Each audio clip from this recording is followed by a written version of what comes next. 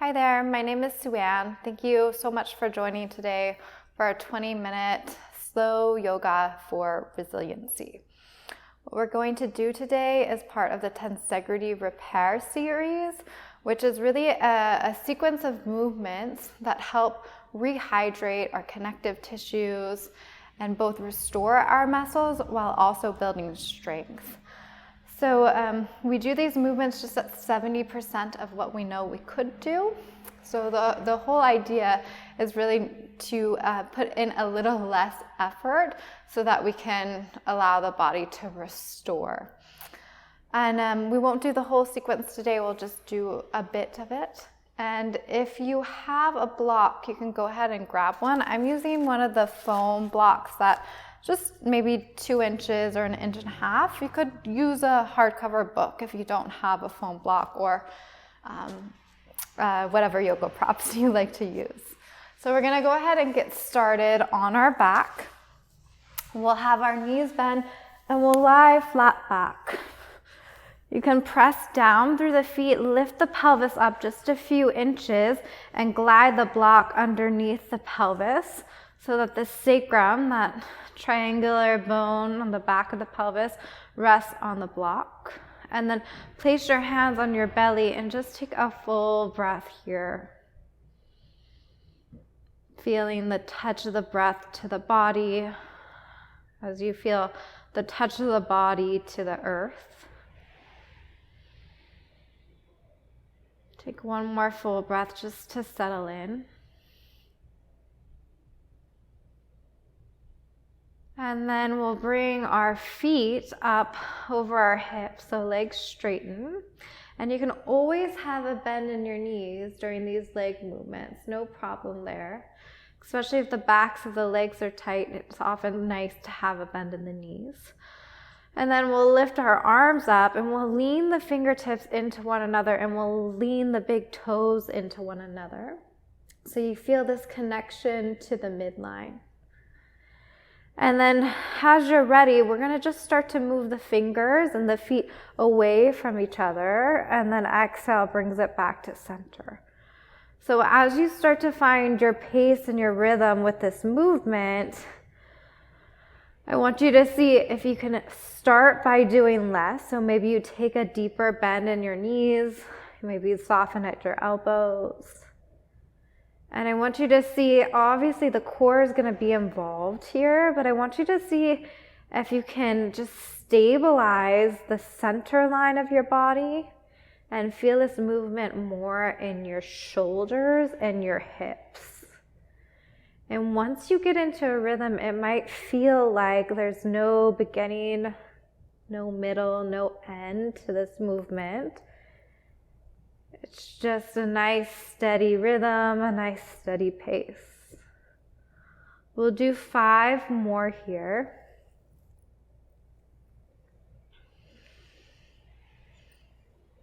Your breath, your body, your movement. And then on this next one, just pause with fingers and toes lifted. And then lower your hands down and place your fingers just in the front hip pockets. Bend your knees. And then we're going to open the knees out wide like a butterfly and then take the knees back together. And then again, you'll find your rhythm, your pace with your breath, your body. And you want to find a fluid movement. So there's no need to take the knees way far apart, especially if that kind of puts a little bump in the hip and the femur to connecting to the hip socket. Then just take less of a movement. Good. And then I do sometimes like to almost like accelerate the knees together, almost like the knees are clapping a little bit. Find your breath. We'll do a few more here, waking up the inner thighs. Again, center line of the body stays quiet and the hips move.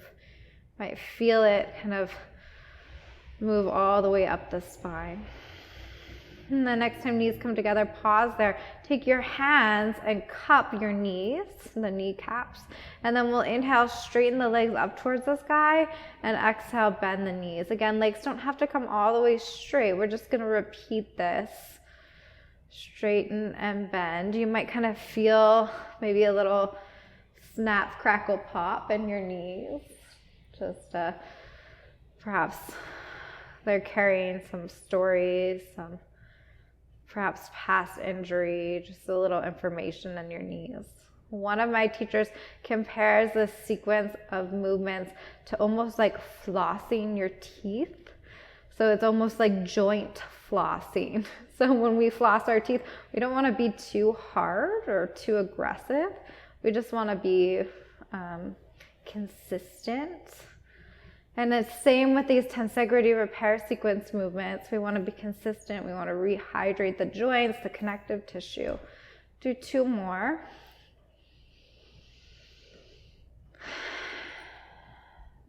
Good. And then go ahead, place the feet down. Place the hands on the belly and just pause for a breath. Maybe you can breathe all the way into the back of the rib cage. Feel the back body on the mat.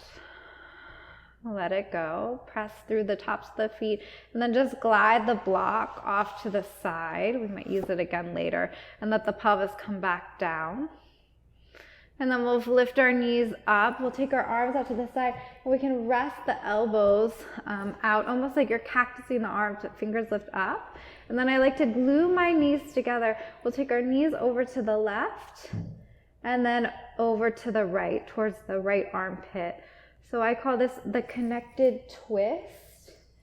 And I envision drawing the mouth of a smiley face with my knees. So from side to side, a connected movement. And then see, can you keep the pelvis heavy on the earth? So it can almost feel like the earth is almost like a foam roller. And you're rolling out the back of the pelvis. You're rolling out the glutes a bit. And then keep going here, and you'll start to feel the obliques, the sides of the abdominals, start to wake up a bit as well. If you want, you could lift the elbows off the mat, so then adding in a little balance challenge. Okay, let's just do 1 more on each side. I know this one feels good.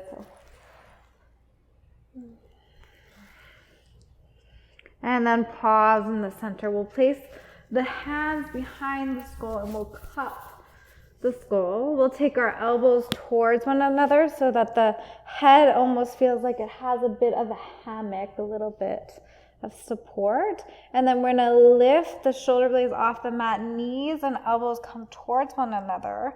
And then back of skull is going to lower down and toes are going to lower down. And see if you can have the skull and the toes touch at the exact same time. It's harder than you might think to lower the head and the toes and have them touch the earth right at the same time. Exhale to lift up, elbows towards knees. Inhale to lower down. Good. And then do a few more here. And it can be less, again, about like how far up or how high you can get your shoulder blades, how active you can make your core. Try and think less of that and try and just find that rhythm, find that pace, find the connection, feel where your body is in space. We'll do 2 more. Last one. Good, and then lower the head down, lower the feet down, take a nice full breath. Let that breath go. And then keep the left foot planted, lift the right foot up towards the ceiling. I want you to feel the sacrum, so the very back of the pelvis on the mat, but there's still the space under your low back. Right knee could be bent or right leg can be straight. And then we're going to find that oscillating movement, just lowering the right leg towards the mat and then lifting the right leg up. And again, see if you can close your eyes and worry less about how far you can get the leg towards the floor. And see if you can allow this movement to really invite in some hydration, some life, some breath to the back of the leg. See if you can almost get lost in the movement. And this really happens when we're not over efforting. So when we take the bend in our knee, when we do a little less, we can get lost in the movement so that it feels as though there's no beginning, middle, end of the movement. It is just movement. And next time the leg comes up, pause there. Hold on to the back of the thigh with your hands. See if you can press the thigh into the hands.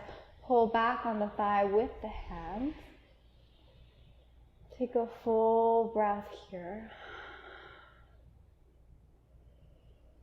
And then if you'd like, you can walk your hands up towards the calf. Tuck your chin and lift the shoulder blades off the mat just for a breath. And then lower it back down. Lower the right foot down. And then lift the left leg up so right foot's connected to the earth. And then find that little oscillating movement with the left leg. You'll notice I like to take my fingertips and really touch in to that hip pocket. So when my leg comes back towards my face, I can feel my fingers can kind of move in. So that's an area I want to create space in my body, so that feels good for me. You could have your hands by your side or on your belly. And then check in. Try not to over effort. So notice what could feel better. Would it feel better if you bend your knee? Would it feel better if you made the movement smaller? And then see, can you get a bit lost in the movement? We'll do 3 more.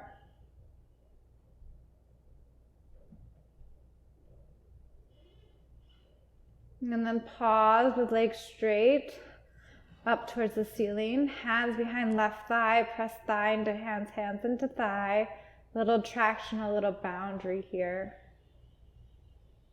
And then if you'd like, on an exhale, you can glide your hands up, curl your chin, and lift the shoulder blades, and just give a little bit more. And then lower head down, lower foot down. Press through both feet and just lift the pelvis up into a little bridge, almost just a reset of the pelvis. And then lower it back down. And we'll do those connected twists one more time. So lift your arms up, float your knees, and then knees to the left, shoulders to the right, and then knees to the right, shoulders to the left. Good. So you could stay here. Of course, your elbows could be down if you want more support. You could stay with elbows lifted, knees bent, or you could try straightening legs. And then this is going to make it a little trickier to balance. So your smiley face, the mouth of the smiley face might become a little more narrow.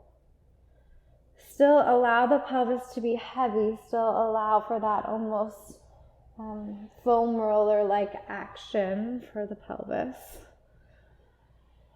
So it's a leaning into the earth, both on the pelvis and the shoulders, and even the skull. Go ahead, take 2 more on each side.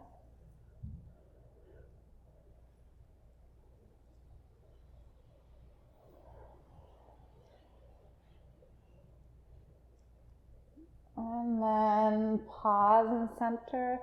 Bend the knees, face the feet down, and then lower your hands down. Take a nice full breath. And then locate your prop, so your block or book. And then we're going to place it behind our head, right? Almost catching the occiput. So the neck is not on the prop. There's lots of space for the cervical spine. It's just those little, almost where it catches the knobs of the back of the skull. Have the book or the block right there. And then it should feel quite nice. It's almost like getting a head massage. And then nice and slowly, we're going to just turn our head slowly to the right back through center, and then to the left. If you are prone to vertigo, you may want to skip this turning the head side to side. I actually have suffered from vertigo in the past, and this doesn't bother me. This feels actually good and feels rebalancing, but I do know for some people with vertigo it can bother them. So skull stays heavy and just nice, gentle side to side. And then next time you come back through center, just pause, lift the knees up, and we're going to take a little happy baby with the head supported if that feels okay.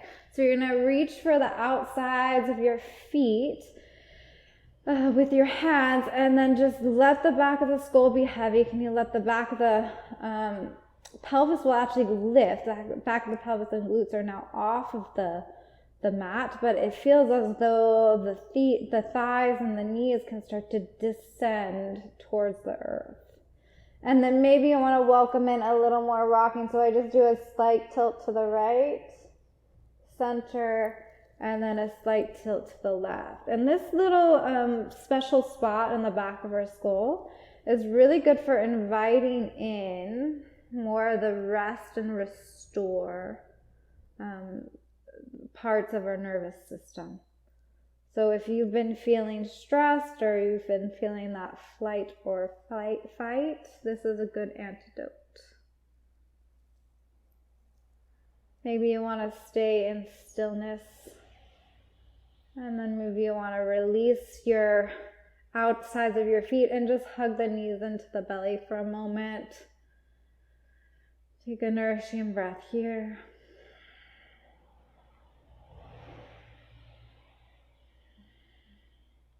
And then place the soles of the feet down. You're going to take the block out from under the skull, extend the legs out long, hands to the belly, and we'll rest in a Shavasana, giving ourselves time and space to rest here. No doing in this final pose. So try and let go of the control of the breath.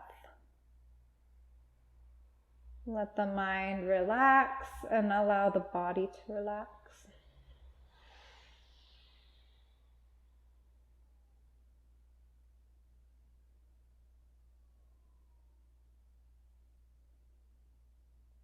So you can stay here as long as you'd like. You could pause the tape and stay for longer. Whenever you're ready, slowly bring your awareness back, wiggling fingers and toes, maybe taking a nice big stretch. And then eventually you'll just roll to one side, press through your hands, and make your way up to a comfortable seated position. Eyes closed or gaze lowered. We can bend at our elbows, bring our hands to heart center, and just take a moment in gratitude. Gratitude for this practice. Gratitude for this body, this heart, this mind. Namaste. Thank you so much for practicing with me today. Just so you know where this might fit in my practice, I tend to do this at the beginning of practice. So I might do a bit of tensegrity, and maybe that's it. Maybe that's what I have time for. Or perhaps I then go into a more full asana practice. It's also great right before bed. So do explore. Let me know if you have any questions, and I hope to see you soon.